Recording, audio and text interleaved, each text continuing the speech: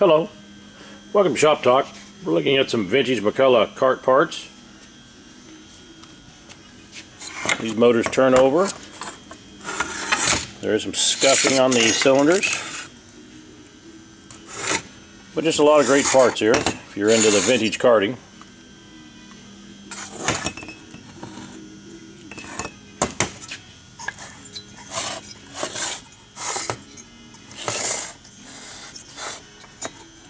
Got ignitions on these two.